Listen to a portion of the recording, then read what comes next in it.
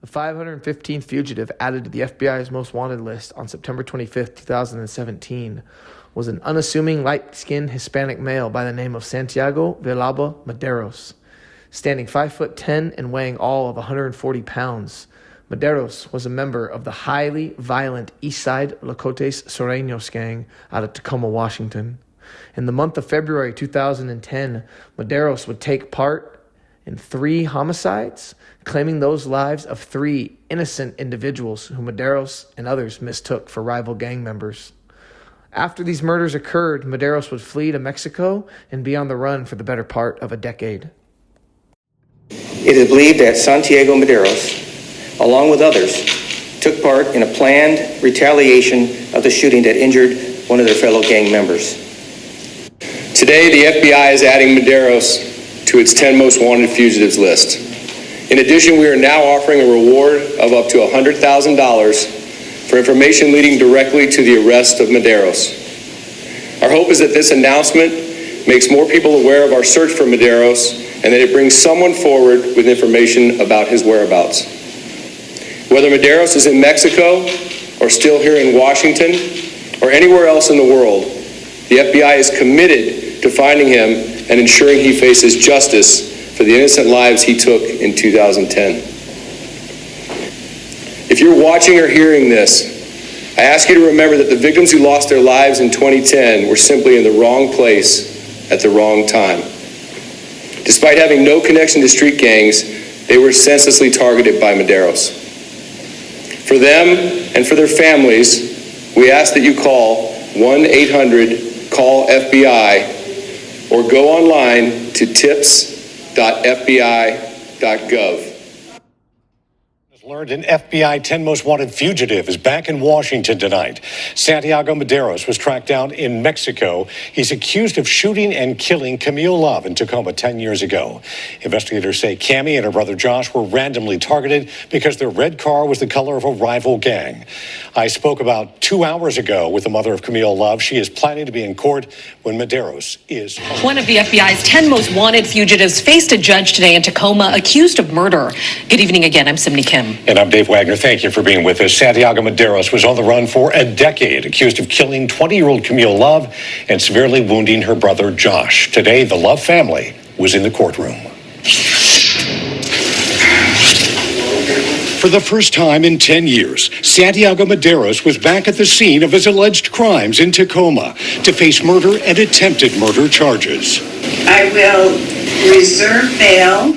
Accused of gunning down a young woman in the prime of her life. I watched him on that monitor, and after 10 plus years of being on the run, he showed absolutely zero regret. At 20 years old, life for Cammie Love was just getting started. Her love of animals put Cammie on course to become a vet tech. But on a February night in 2010, Cammie's plans and life would come to an end on this Tacoma road. It's something pretty hard to forget. Josh and Cammie were in their red car and being followed by a white van. The next thing I know is my window shatters. I just hear a whole bunch of thuds against the car. There was 5 people in the van. They shot out the windows of the van to shoot the car and shoot us. We start coasting into oncoming traffic, and that's when I look over and see my sister, and she's just slumped over in her seat, not moving, not breathing, just lifeless. Investigators would discover the Eastside Lokotes Sureno gang targeted Cammie and Josh because their red car and Josh's red jacket were the color of their rival gang, the Bloods. Josh and Cammie had nothing to do with gangs. For the past decade, Santiago Maderos had been on the run in Mexico. Today, the FBI is adding Maderos to its 10 Most Wanted fugitives list. Joining an infamous group of men who've been on that list before, including Osama bin Laden, Olympic bomber Eric Rudolph, and James Earl Ray, the man who assassinated Martin Luther King Jr. Yesterday, after a decade on the run, Santiago Maderos was brought in by U.S. Marshals at Boeing Field. Today, the Love family got to see the man who changed their lives forever. It just brings up everything. It was just a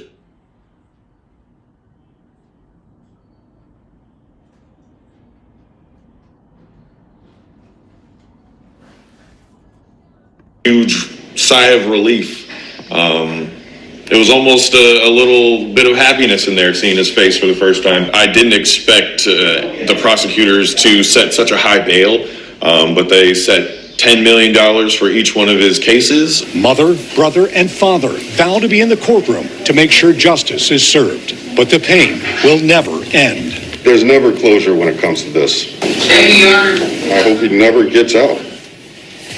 There is at least one more person accused of opening fire on Camille and Josh Love. That person is still on the run. The new police chief in Tacoma is looking to focus on hot spots for crime. We pulled the crime stats this morning, and here are the hot spots indicated by Tacoma's own data. You can see the Hilltop is a troubled area right now in terms of crime. But this area here, Sector 4, they call it, which is north of Parkland, east of I-5, is most notably a high crime area at the moment. It's the highest assaults and homicides compared to the rest of the city.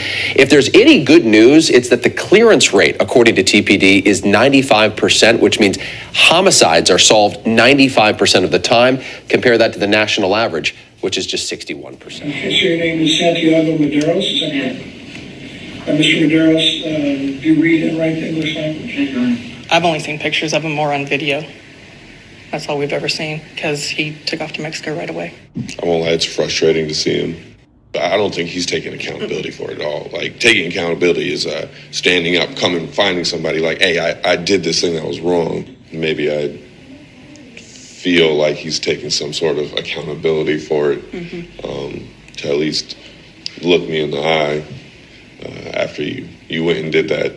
I want to be able to see these guys and let them at least know that this stuff didn't completely destroy me. What's going on, you guys? Welcome back. Another episode of Green Lake Gang TV. Much love, much appreciation. Thank you guys so much for checking out the channel. Today we're going to be talking about, crazy story. Santiago Villalba Maderos, goes by Pucho. He was an Eastside Lokotes gang member who, he quickly jumped up the media's radar. He quickly jumped up law enforcement's radar once he hit the fugitive most wanted list. Once he hit that top 10 FBI list on September 25th, 2017, immediately the coverage, the scrutiny, all that just ratchets up. Now, we're going to talk about the top 10 list really quick. And it was interesting because I don't know if you guys know or if you've ever cared to know what qualifies somebody to make the top 10 list. They say it's actually based on chance that law enforcement will get to them. So the better chance that law enforcement, the government, state level, whatever, believe that they will catch you, the better chance you have to make this list. Now, Osama bin Laden's been on this list. Okay, Whitey Bulger was on this list. There are some very infamous, famous names, but there's some names, and really quick, those guys were eventually captured or killed, all right? But there's some guys, if you go on there right now, the two that come to my mind when I think about it are Jason Derek Brown, infamous bank robber out of Arizona, that killed an armored car driver kind of around the same time as this, few years before these murders took place in 2010.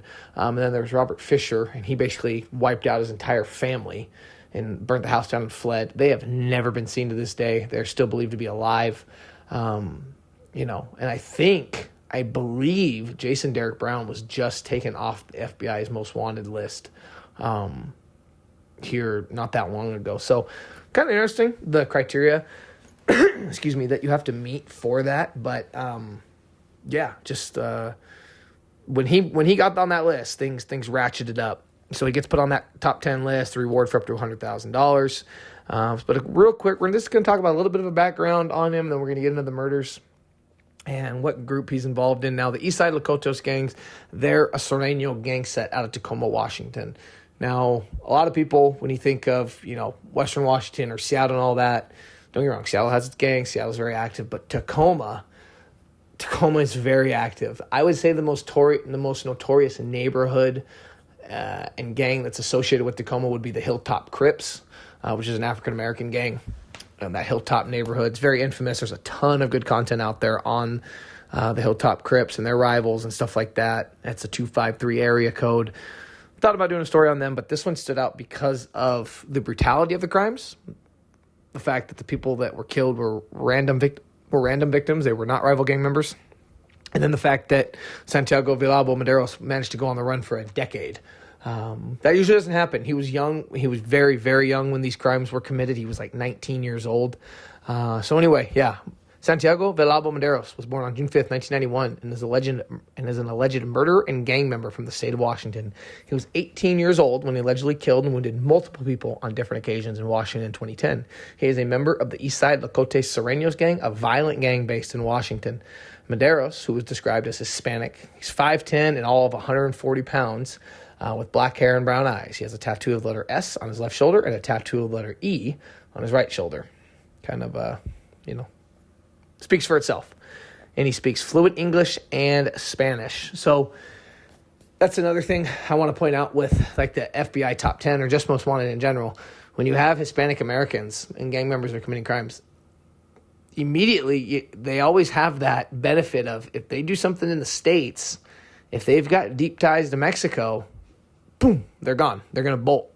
And it's not impossible. Actually, I think it's something, law enforcement's pretty proficient and they have cooperation on some level with the Mexican government, to get these guys back up into the States to be prosecuted for their crimes. But it absolutely makes things harder. You got to go through a lot of red tape and you're dealing, no matter how close it is to us or how good of a relationship we have with them, you're still trying to get somebody back from a different country, which has different rules. So going to the murders here, and this is back in 2010, but again, I have people on my channel that go, this is old news, this is old that. It's like, again, I'm not the up-to-date breaking news guy. I'm going to cover content and stories that I like, that I think you guys will like, and I don't do the AI voice. I record off my phone.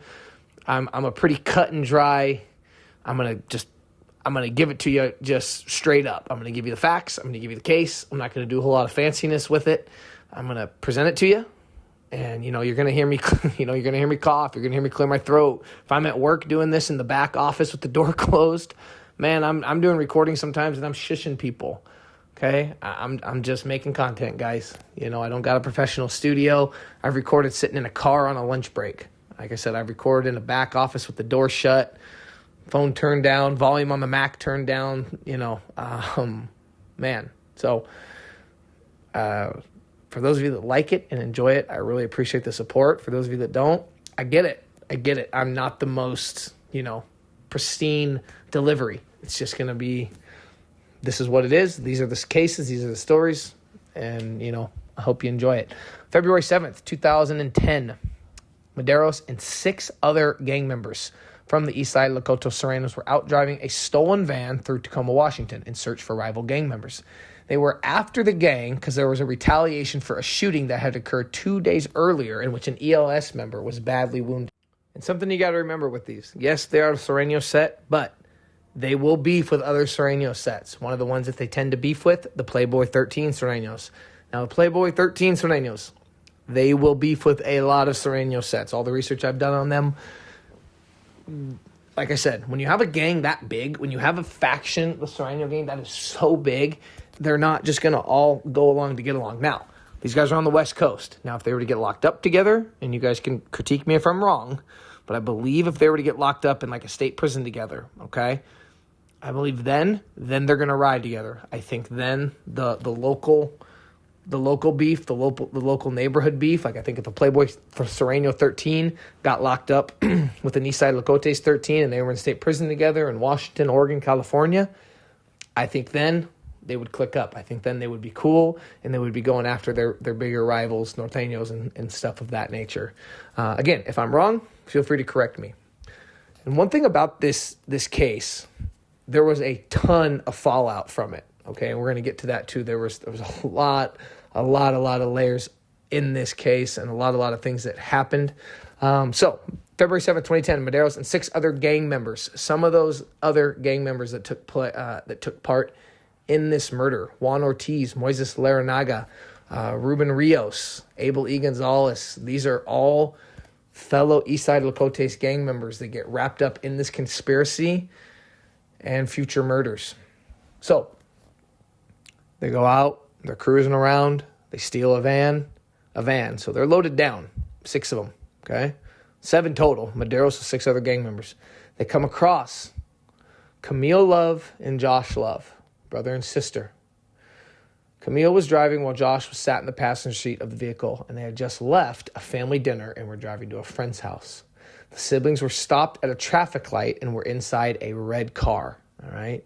Josh was wearing a red coat, and red was the color associated with the rival gang. Well, I didn't need to do a lot of research to know they're looking for norteños. They're looking for their rivals. They're pissed. Now, I don't know if any drugs or alcohol are in play. I'm going to take a guess and say at some level I'm sure there was. And I agree with this next line in the article. It says, mistaking Josh for a rival gang member, Mederos and at least one other gang member opened fire into the vehicle. That one other gang member, all right, kind of found out reading some of this stuff and all that. Excuse me. There was, and this is the whole thing to this, okay? There were more than just one shooter. Now, our guy is the main guy to all this, okay? And Santiago Villalba Maderos is the main guy for good reason, but he wasn't the only one that fired shots that night. One of the ones that was with him was Richard Sanchez. Juan Ortiz is said to have taken part with that, okay? Ruben Rios, again, these guys are all rocking together. You guys are all riding together, and we're going to get to what ended up happening with that. But I don't like the line about they mistook him for a rival gang member. You can't tell me they mistook him because he had a red coat on, okay? He's a light-skinned African-American guy. I believe on some level they were more so wishing or hoping that he was a rival, but to say that, I can't believe that somebody in the van went, hey, there, right there, we got one, get him. I think it was just an excuse to pull the trigger. Red car, red jacket. Maderos and at least one other gang member opened fire into the vehicle. They fatally shoot the sister, Camille Love, and they seriously wound Josh. Josh was shot twice, because remember, he's in the passenger seat. Josh was shot twice and was hit in the arm and on his side. Neither Josh or Camille were associated with any gang. All right. Now, this drew a ton of outrage, and this is why this case picked up traction. It's because the thought of it, too. You've got 7 gang members rolling around a stolen van, opening fire. It's like something out of a movie. It's bad. And then you have an innocent not teenager, she's 20. She's basically a teenager. She gets murdered, okay? Her life snuffed out by not by rival gang members, by gang members looking for rivals because of one of their homies that got shot at a club a little while before that. So that's February 7th, 2010. All right. Now, on March 25th of 2010, okay, because no arrests get made. No arrests are made. All right. On March 25th, 2010, Maderos and another gang member ransacked a car. These guys are still out committing crime every day. These guys are active. They're young. And again, we talk about some of these cases, kind of with the San Antonio kids. It's like these are individuals that, I'm not saying they're dumb, but they are out. They are looking for problems. They are looking for a reason. And even if you don't give them one, they may create one. So you're in danger just being in their vicinity. So on March 25th, 2010, Maderos and another gang member ransacked a car in an apparent robbery in a South Tacoma alley. They suspected the owner of the car owed the gang money. I don't know how you would suspect. It's either you owe money or you don't. But regardless, they suspected that, hey, maybe this guy owes us some cash. The duo get into a fight with 3 other men who confronted them, okay? Not the person that they were looking for, who they were ransacking his car. Maderos pulls out pistol, just shoots at the group, okay? He fatally shot 25-year-old Saul Lucas Alfonso. Again, Lucas Alfonso was not associated with any gang, okay? So, 2 murders, 1 seriously wounded in the course of, just say, a month and 3 weeks. Now, believe it or not, people associated with the crimes, the shootings, and the people that were, again, you got to remember, leaders of these gangs, they're locked up, okay? Believe it or not, they were not happy with these guys. They were not happy with the leader of the gang on the street, who went by the name of Juan Zuniga Gonzalez. So, that takes us to another case, another interesting development in this, because like I said, there was fallout from all of this. And whose shoulder is this going to fall on? When the fallout hits, that's going to hit Juan Zuniga Gonzalez's shoulder. He gets blamed for the murders. The death of check this, because like we talked about, the death of, Love, okay? That's Camille Love, and her brother, who barely survived, led to a crackdown from the Tacoma Police Department, which is expected because now there is heat. Now you've pissed off the public, which in turn is going to put heat on the police department and say, what are you doing? Why are our streets the Wild West? Why are gang members roaming around shooting innocent civilians? They're going to start kicking in doors. They're going to start ramping up surveillance. They're just going to make the gang members' lives hell, and that messes up the money. That messes up the flow of drugs. It makes their life difficult, and somebody's got to pay, okay? So, unhappy with Zuniga's leadership and the unwanted attention from Love's murder, 4 members of the gang who were in prison at the time ordered the murder of Zuniga Gonzalez. On May 12, 2010, Zuniga Gonzalez was murdered at his home in Tacoma. 15-year-old Natali Tolifoa and 17-year-old Juan Ortiz drove to Zuniga's home. Ortiz fatally shot Zuniga in the back of the head in his own garage. Both suspects, they take off to Mexico after the assassination. Tolifoa was captured in 2012, and Ortiz was arrested in Mexico City in August 2016. So the young one, he made it 2 years. Ortiz, Mexico City, he makes it 6 years. That's still a pretty decent amount of time. Both were extradited from Mexico to stand trial for the murders. So, Further investigation. 7 ELS gang members ended up getting charged in Camille Love's murder. All 7 members ended up being captured and are serving prison sentences ranging from 12 to 75 years. According to the FBI, it was believed that Mederos, that's our main character in all this, that's character 1, fled to Mexico after the murders. He had family in the Las Grutas, Guerrero, and Cuernavaca areas of Mexico. Mederos was charged with first-degree murder, attempted first-degree murder, first-degree conspiracy to commit murder, and unlawful possession of a firearm. Now, interestingly enough, this is kind of crazy on when he got captured. Santiago Villalba Maderos, he ends up getting captured on his birthday. Remember, he's born June 5th, 1991, gets captured on his 29th birthday. So he commits this crime February of 2010. He gets picked up on his 29th birthday, June 5th, 2020. According to the FBI, he was captured in, these names, Tenancingo, Mexico, near Mexico City. He was then flown to L.A. to face a federal charge of unlawful flight to avoid prosecution. You always see that word, you always see that terminology. If you go look at like a wanted, FBI most wanted right now, you're always going to see that unlawful flight to avoid prosecution. Basically, once you cross state lines, then it becomes, and I shouldn't quite say that, but I believe once you go into crossing different states, I think that's when the unlawful flight, the federal level kicks in. Could be wrong, but that's kind of how I take it. 2 of Madero's accomplices, who were also fugitives, were captured not long after his arrest. Fugitive Andres Maurice Mendez was captured on September 3rd, 2020. Mendez was wanted in connection with the murder of Lucas Alfonso. Remember, that's the second guy they killed in March of 2010 in the alley when they scuffled with those 3 guys. Fugitive Richard Charles Sanchez was captured on February 10th, 2021. Sanchez was wanted in connection with the murders of both Love and Lucas Alfonso. Because remember, our guy, Maderos, he's not the only one. He was just the main guy in all this. Basically, he was kind of the leader of that little group that stole the van and went and did the shooting. Both suspects were captured in Mexico. Maderos, the older brother of Santiago Maderos, was arrested in May 2017 in Cuernavaca, Mexico. Jesus was responsible for the fatal shooting of 18-year-old Robert Tapia at a Tacoma intersection in October 2006. So yes, our guy had an older brother, all right, who had also fled to Mexico. His name was Jesus Maderos. He's responsible for a shooting 4 years prior to the shooting. Santiago Maderos, our main guy in this, committed his shooting against Camille Love and Alfonso a month later. So these guys, like I said, these are 2 brothers that each committed murder, 4 years of each other. They're dipping to Mexico. That's what they're going to do. They got family, they got connections, they're comfortable, they speak fluent Spanish. They're just moving on, okay?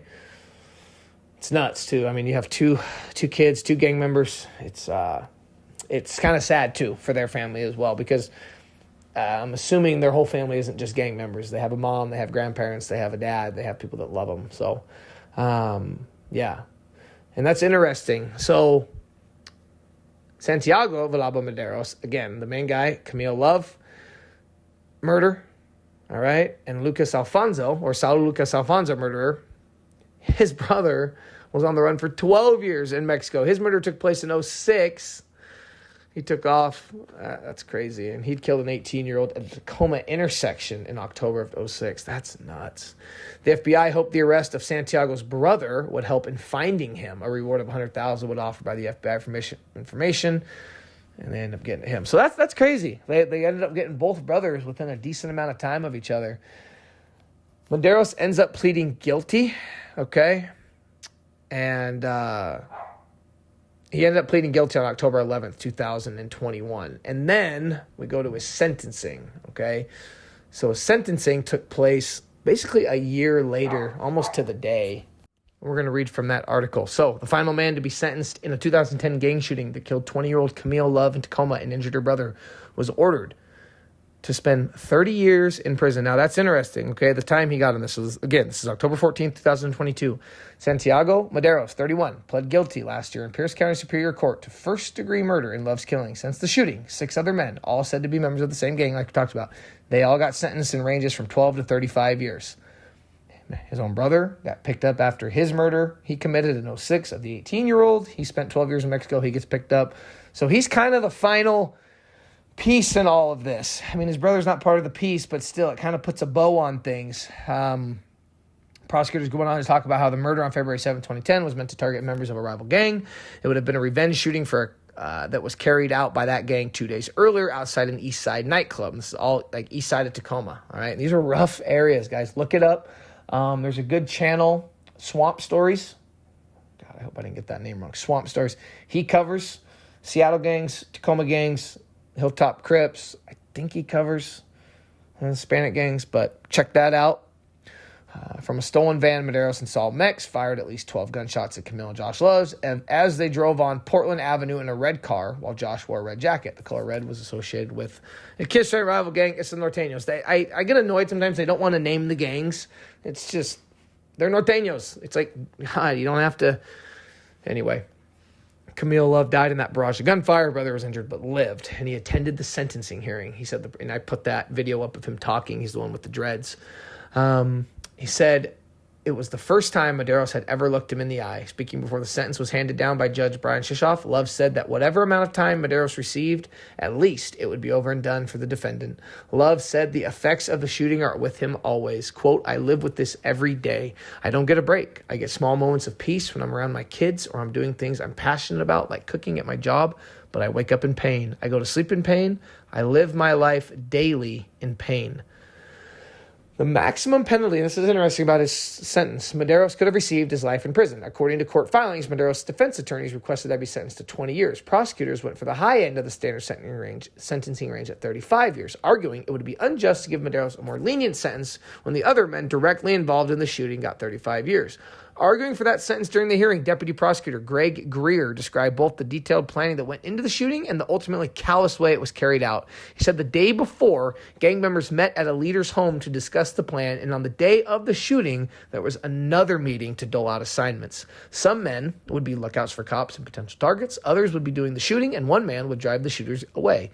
Greer said the gang members couldn't find a target for, and this is what I'm talking about, they couldn't find a target for a considerable amount of time, and it was only when some lookout vehicles had already given up that the men came across Camille and Josh Love. So right there, that tells me everything I need to know.